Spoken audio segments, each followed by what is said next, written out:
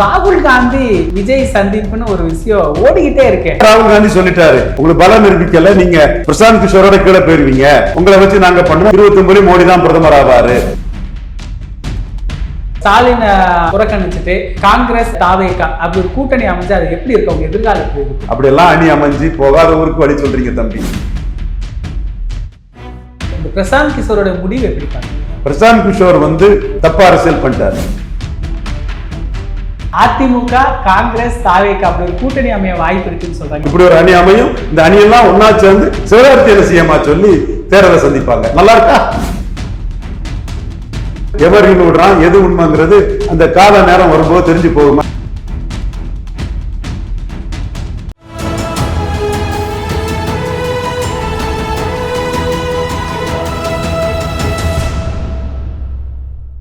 தமிழ் நிறம் நேயர்களுக்கு வணக்கம். இன்று நம்மிடையே அரசியல் விமர்சகர் திரு ரவீந்திரன் துரைசாமி அவர்கள் இணைந்துள்ளார். சார் வணக்கம். சார் வணக்கம் தம்பி.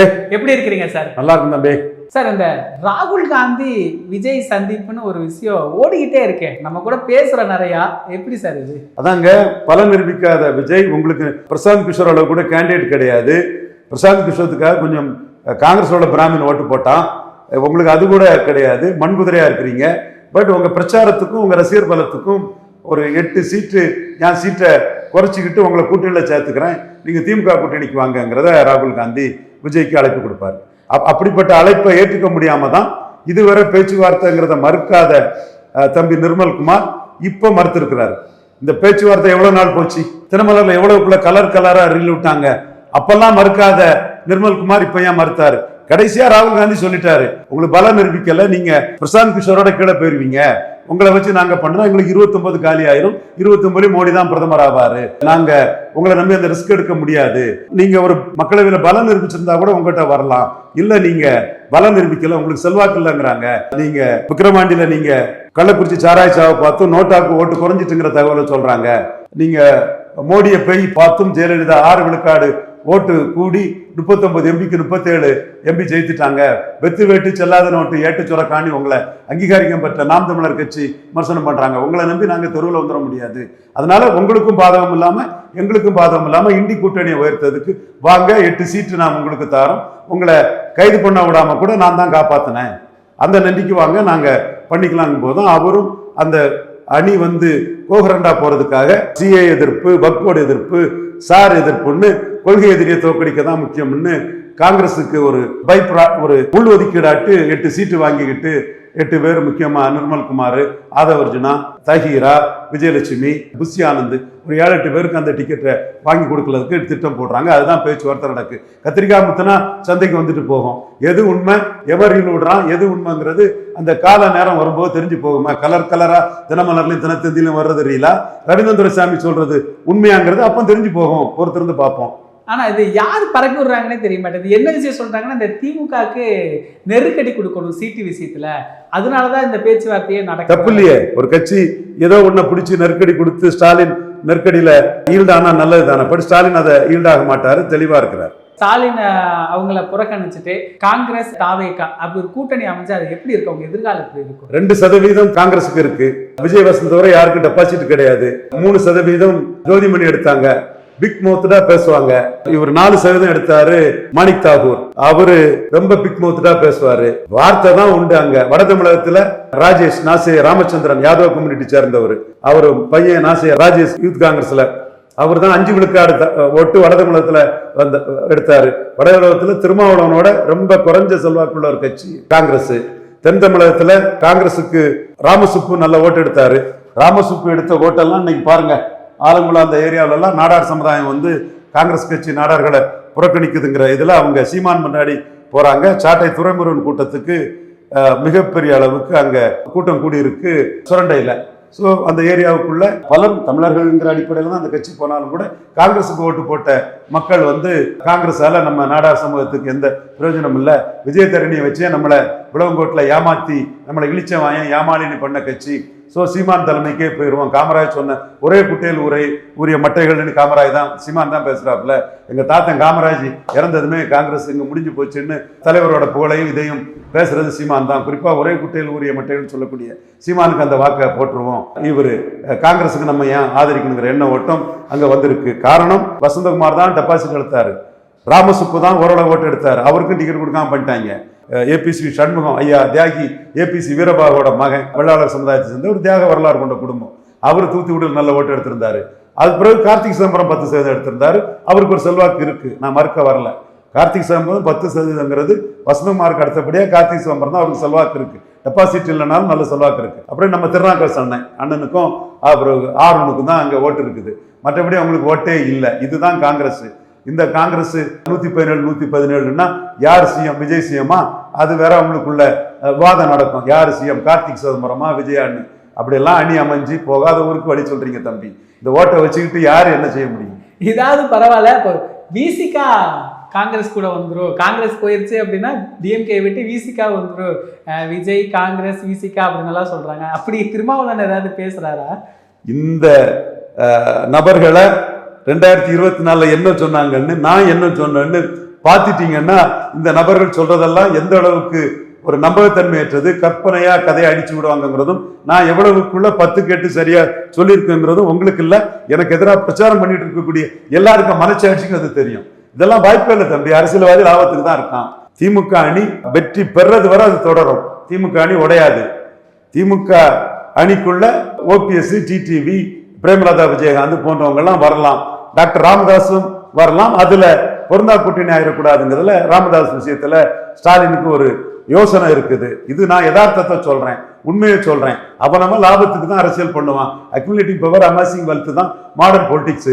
ஸ்டாலின் கொடுக்கறது எம்பி போஸ்ட், எம்எல்ஏ போஸ்ட்ங்கிறத விட்டுக்கிட்டு பிரசாந்த் கிஷோருக்கு கீழே உள்ள தகுதியை இல்லாத ஒரு மண்குதிரை நம்பி யார் தம்பி போவா? தினத்தந்திலையும் தினமலர்லையும் நீங்க அரேஞ்ச் பண்ணி ஹெட்டிங் போட்டு பார்த்து விஜய் ஜோசப் விஜயும் ஜான் ஆரோக்கியசாமியும் போட்டிருக்கான் இந்த ஏட்டு சுரக்காயை பார்த்து சந்தோஷம் அடைஞ்சிட வேண்டியதான். வேற நடைமுறைக்கு அதுல எதுவுமே கிடையாது. நீங்க அன்ட்ரஸ்டட் நாட் ப்ரூவ்டு, எல்லாத்துக்கும் தெரியும். இது என்ன, இதுல என்ன இருக்கு? இந்த பிரசாந்த் கிஷோரோட முடிவு எப்படி பாக்குறீங்க? பிரசாந்த் கிஷோர் தப்பா அரசியல் பண்ணிட்டார். எனக்கும் என்டிஏக்கு தான் போட்டின்னு சொல்லியிருக்க கூடாது. அவரு கரெக்டான அரசியல் என்ன பண்ணிருக்கணும்னா, யூபி அரசியல் ஒரு காலத்துல உயர்ந்திருந்த மைதிலி பிராமணர்கள் இன்னைக்கு ஒண்ணுமில்லாம போயிட்டோம். சூரியன் உதிக்கிற இடத்துல இருந்து சூரியன் மறைகிற இடத்துல வர நம்ம நிலம்தான்னு சொன்ன பூமிகார்கள் இன்னைக்கு சிக்கல்ல ஆளாயிட்டோம். ராஜ்புட்டுகளுக்கு மரியாதை இல்லை, ஹைஸ்தாக்கள் புறக்கணிக்கப்படுறாங்க. இப்படி நமக்கெல்லாம் வேற வழி இல்லாம ஒரு குர்மி பின்னாடி, ஒரு ஓபிசி பின்னாடி நிற்க வேண்டிய நிலைமைக்கு ஆளாயிட்டோம். நாம இருந்த நிலைமை என்ன அப்படின்னு சொல்லி அந்த ஓட்டை புரி வச்சிருக்கணும். அது நல்லது, மோடிக்கு நல்லது. அது ராகுல் காந்தி வேற பெரியார் பாடியில பேசுனதும் ஜுடிஷியரியில ரெசர்வேஷன் வேணும், தனியார்ல ரெசர்வேஷன், அந்த மக்கள் மோடி தான் நமக்கான தலைவர், மோடி கூட நம்ம தெளிவா நின்றுறணும். இந்த அர்பன் நக்சலைட் மாயோயிஸ்ட் மாதிரி பேசக்கூடிய இந்த ராகுல் காந்தி இருக்கிறதோட நம்ம அங்கேயே போட்டுறோம்னு அந்த மக்கள் தேசபக்தி தெய்வபக்தியோட நம்ம யாரு முதல்வர் வந்தாலும் மோடி சொல்லக்கூடிய இடத்துக்கு போட்டுட்டாங்க. பட் நீங்க அதைத்தான் உடைக்க போயிருக்கணும். எங்களுக்கும் அங்களுக்கும் போட்டின்னு சொன்னதுலே அவரோட ராங் ஸ்ட்ராட்டஜி அடிபட்டு போனாரு. கண்டஸ்ட் பண்ணாததுல அடுத்த ஆள் அடிபட்டு போனாரு, கேண்டிடேட் விட முடியாததால அடுத்து அடிபட்டு போனாரு. இந்த இடத்துல தான் தானே சுயம்பா எழும்பி வந்த சீமான், பிரசாந்த் கிஷோரோட ஆர்கானிக்கா வந்த சீமான் மிகப்பெரிய ஆளு. சீன மூங்கில் மாதிரி ஆர்கானிக்கா வளர்ந்துட்டு இருக்கிறாரு. எடப்பாடிக்கு ஈர்ப்பு சக்தி இல்லாததுனால, எடப்பாடி பலகீனப்படுறதுனால, எந்த இடத்துல எடப்பாடி பலகீனப்படுறாரோ அந்த இடத்துல புடிச்சு போல்டா அடிச்சு சீமான் ஏறுறாரு.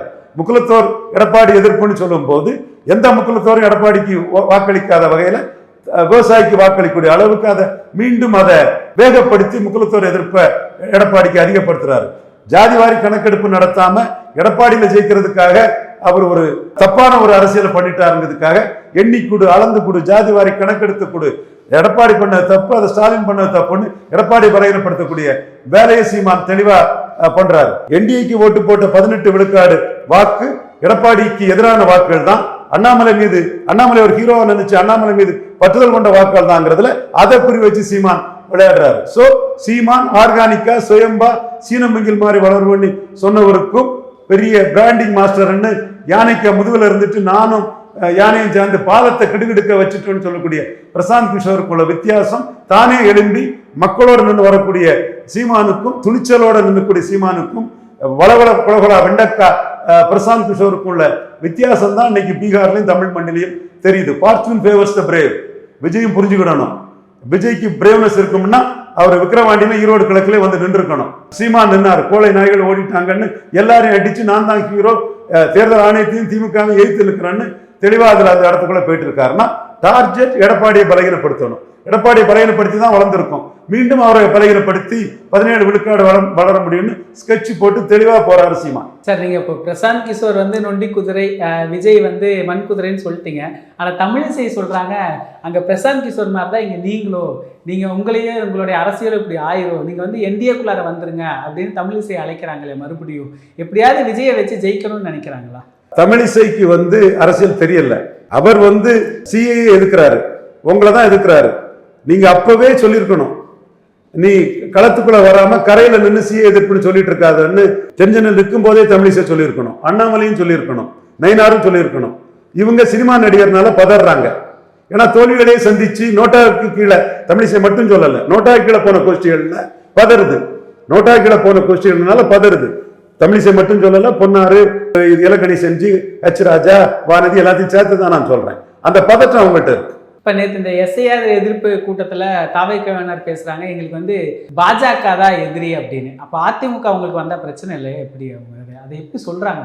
நீங்கள் தான் 20 சீட்டுக்கு தான் நீங்கள் தகுதி, 14 சீட்டு தான் தகுதின்னு ராஜேந்திர பாலாஜி பாஜகவை தூக்கி பேசுகிற ஒரு தமிழிசை நயனாரை விட பாஜகவை தூக்கி பேசக்கூடிய ஒரு ராஜேந்திர பாலாஜி தமிழக பாஜக தலைவரானா அவருக்கு கொடுக்கலாம். அந்த அளவுக்கு பாஜகவை அதிமுக இருந்துட்டு சூப்பரா பண்றாரு. அவரே சொல்லிட்டாரு, உங்க அளவு வேணும் இவ்வளவுதான் சொல்லி முடிச்சுட்டாரு ராஜேந்திர பாலாஜி. இன்னொரு பக்கம் நீங்க தெளிவா மறுப்பீங்க, இருந்தாலும் அரசியல் வியூகம் சொல்றவங்க சொல்றாங்க அதிமுக காங்கிரஸ் தாவேக அப்படி ஒரு கூட்டணி அமைய வாய்ப்பு இருக்குன்னு சொல்றாங்க. எப்படி அவங்க ஆசையை சொல்றாங்களா? எப்படி அதிமுக நம்பி காங்கிரஸ் வருமா? இது என்ன கணக்கு, என்ன விதத்துல சொல்றாங்க? எல்லாரும் ஒன்னா சேர்ந்து அங்க சிவகார்த்தியனை சிஎம்ஆ சொல்லி ஒரு அணி அமைப்பாங்க. இது என்ன கணக்கு சார்? எல்லாரும் ஒன்னா சேர்ந்து இதெல்லாம் நடந்ததுன்னா கடைசியா எல்லாரும் போய் பராசக்தி ஹீரோ சிவகார்த்தியன் தான் சிஎம் கேண்டிடேட்னு எல்லாரும் அவரை ஏத்துக்கிட்டு அணி அமைப்பாங்க. இந்த மாதிரி பிராண்டிங்கை வச்சு ஜானாரிகசாமி பல கதைகளை விட்டுட்டு இருக்கிறாரு. அவர் ஊதி பறக்கக்கூடிய பலூன்ல ஏட்டு சொரக்காயில ஊசியை வச்சு குத்தி பொட்டி தெரிக்கக்கூடிய வேலையை ஆர்டி பண்ணிட்டு இருக்கிறாங்கிறது தமிழ் மக்களுக்கே தெரியும். விஜய்க்கு தரப்போட அந்த போலி பிரச்சாரத்தை தமிழிசைகள் விழலாம், நயனார்கள் விழலாம், பாவம் அவர்கள் விழுந்து விட்டு போகட்டும்.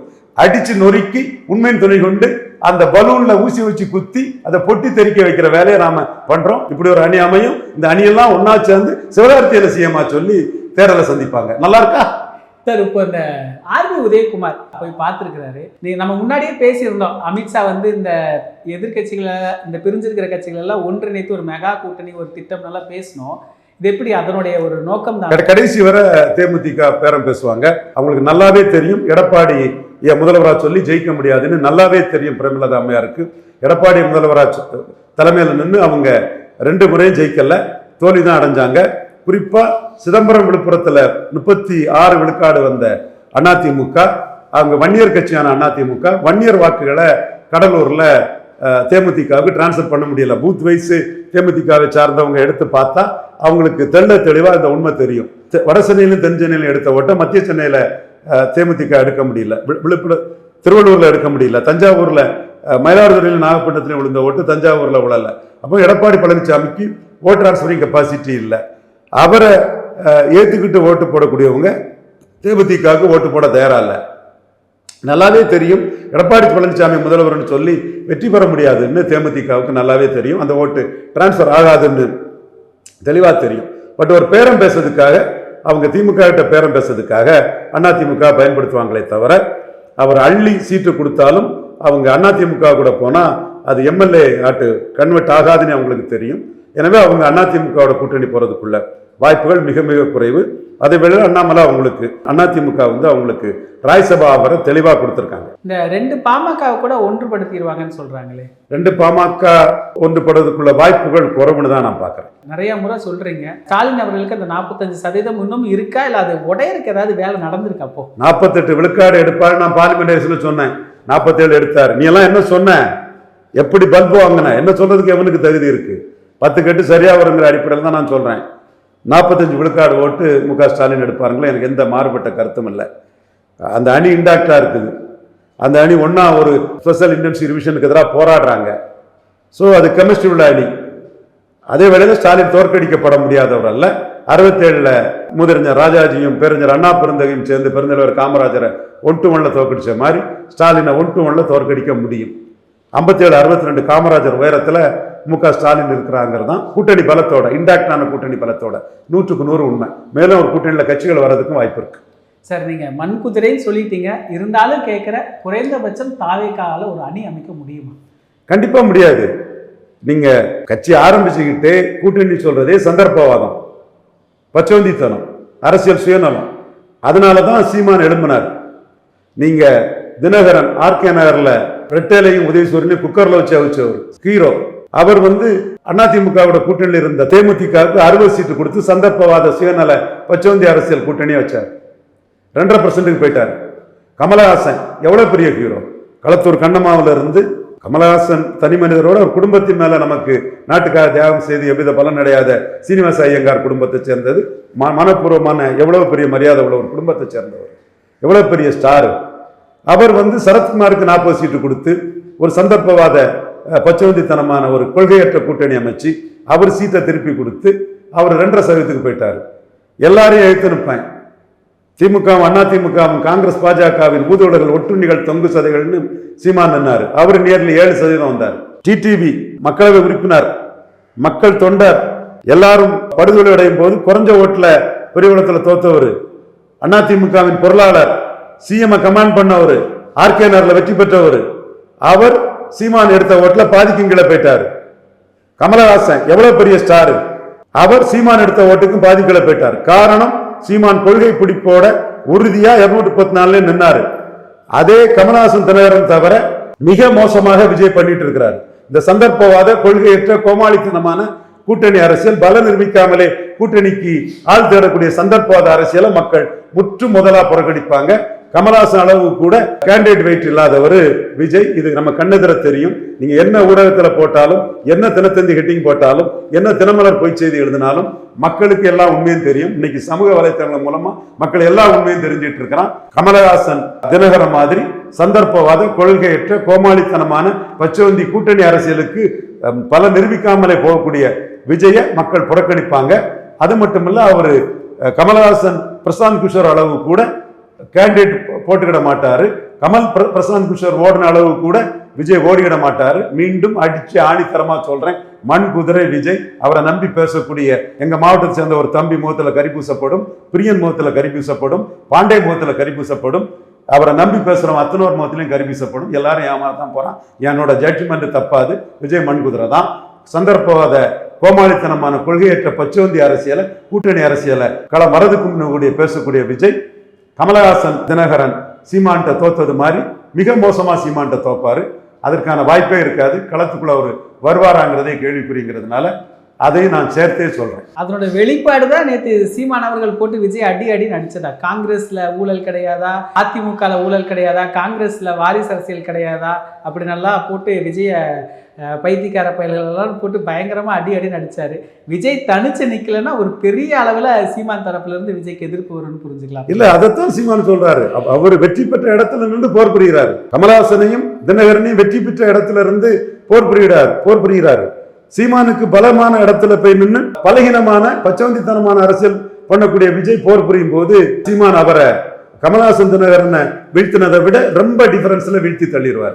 ஏன்னா நீ பெரிய ஸ்டாரா இருக்கலாம், கமலஹாசனும் பெரிய ஸ்டார் தான். இருக்கிறது பச்சவந்தித்தனம், சந்தர்ப்பவாதம், கோமாளித்தனம், கொள்கையற்ற கூட்டணி அரசியல். மக்கள் தனிச்சு நிற்கிறவங்க ஹீரோவா பார்ப்பாங்க. விக்ரமாண்டி ஈரோடு கிழக்கில் நின்றவங்க ஹீரோவா பார்ப்பாங்க.